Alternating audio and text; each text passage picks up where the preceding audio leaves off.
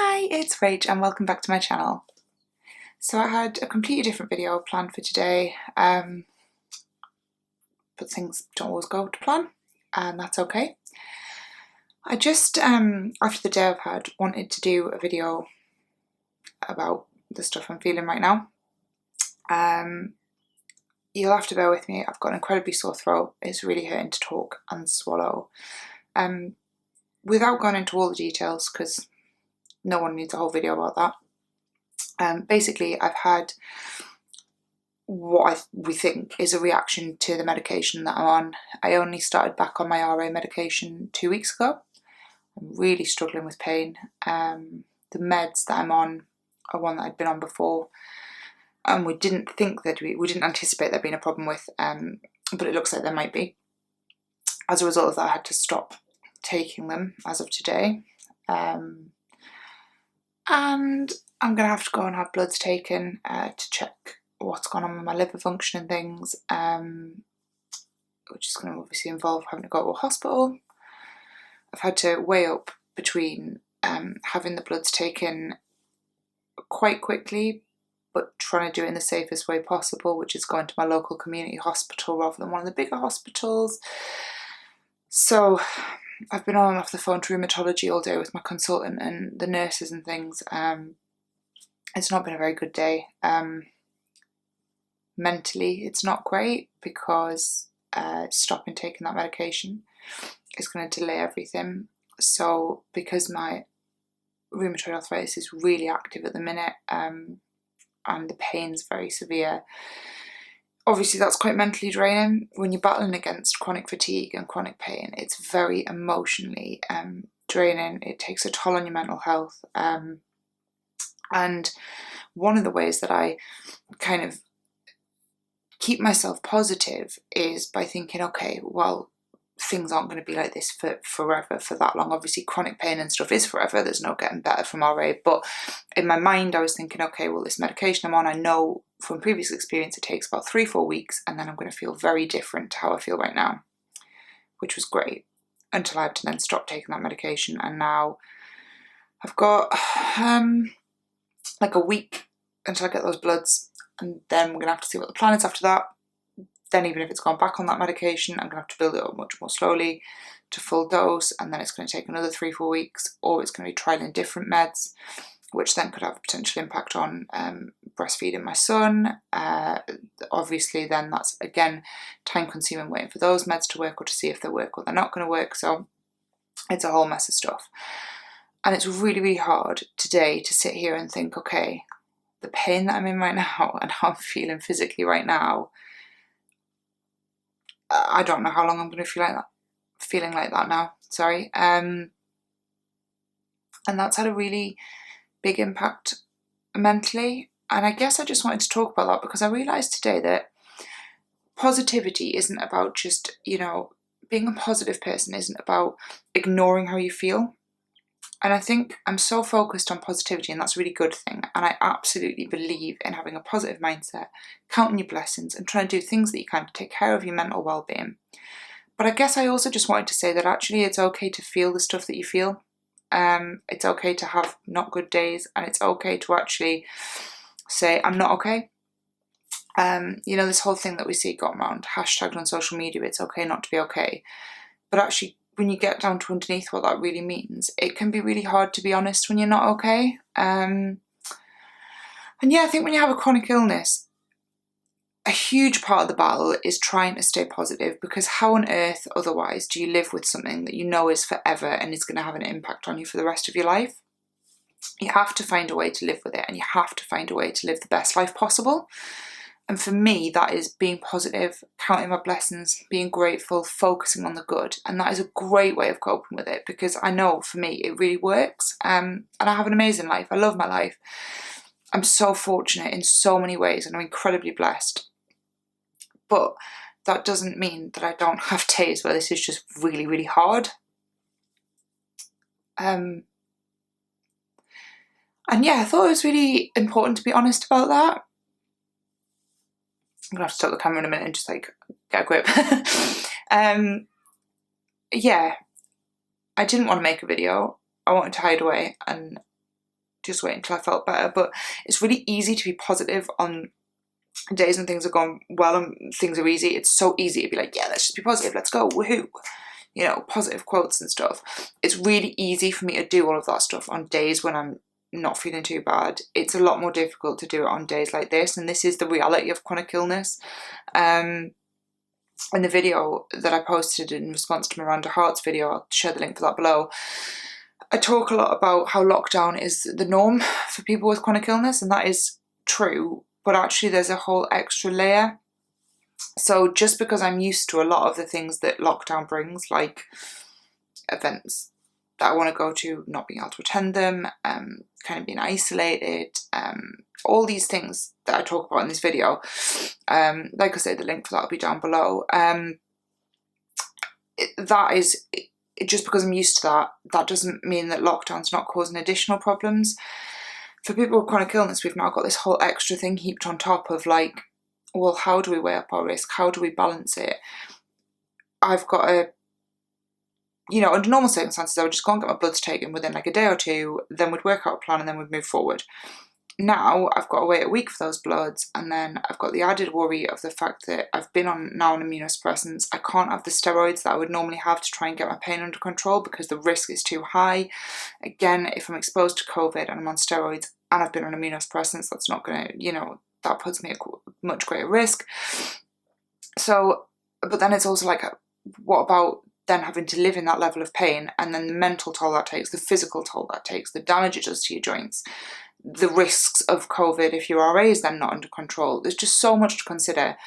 And this is kind of the same across for all chronic illness, because they've all got their own individual different risks. So yeah, we've got this whole extra thing on top of lockdown. And I kind of just, yeah, we've got those extra things on top of lockdown. And yeah, it's the reality. And I guess I just wanted to talk today about how I'm going to move forward and find ways to be positive and stuff on the days when things are actually just really, really crap and really hard. I have tried all my usual things today and they've not worked. I've had moments where I've been like, okay, yeah, I'm going to be fine. And then, yeah, it's really hard. It is so hard when you're in physical pain. And then I've got this incredibly sore throat on top of the fact that my joints feel like they're on fire. I've got my 6-month-old relying on me, and yeah, it's really hard because I can't just ring up and say, okay, I'm struggling today, my pain's really bad, can you come and give me a hand with James? When I planned to have kids, I knew I was going to have to be able to accept help from people, because part of my illness means that there were going to be days when I had flare-ups and, you know, things were going to be difficult and I would need help, and I understood that and was grateful that I had people around to help. In lockdown, I don't know what I do. I mean, you cope, you just have to cope, but it's hard. So yeah, I guess I just wanted to talk about the fact that part of being positive and trying to have a good mindset for coping with living in chronic pain, or just coping for life in general, is that it's okay to just actually own your feelings. So it's okay that for today I've been like, do you know what, this is just how I feel. And I think a really important thing for me is that actually I just sit with it sometimes and just, okay, this is how I'm feeling. And I just allow myself to feel that. And, you know, I'm not into having a pity party, but actually sometimes it's okay to just sit with how we feel and allow ourselves to feel it. And I think it's important that we do. It's healthy. It's a healthy way to work through emotions. I'm feeling angry. I'm feeling frustrated. Funnily enough, when I started the day with all this happening, I just felt sheer anger. I was so angry. And then I thought about it and I was like, well, actually, is it anger I'm feeling? So I got out my little feelings wheel, which is fab. Honestly, I'll post a link to them down below if you haven't. Gives you so much insight into what you think you're feeling compared to how you're actually feeling. And when I looked at it, it wasn't anger, it was fear. It was fear that I wasn't going to be able to, you know, be the best mum I could. It was fear that we weren't going to be able to find a solution for the pain. It was fear of being potentially exposed to COVID. And then I looked at it a bit more and realised it was, you know, a bit of anxiety mingled in with fear. It was disappointment that I thought this was going to be straightforward, get things under control, and it's not going to be that. It was disappointment that the good spell of my health was over, and, you know, maybe in amongst having some, you know, those months that were good, like I say, I'm so grateful for. But if I'm being really honest, I just wanted to hold on to them and I wanted them to last forever. So it's almost like a second cycle of grief as well. The grief you have when you're first diagnosed with a chronic illness, there is daily grief, and there's a beautiful quote from the Miranda Hart video that I'll share, and she talks about the daily grief. But there's also the grief when you first initially diagnosed, because it's such a life-changing thing.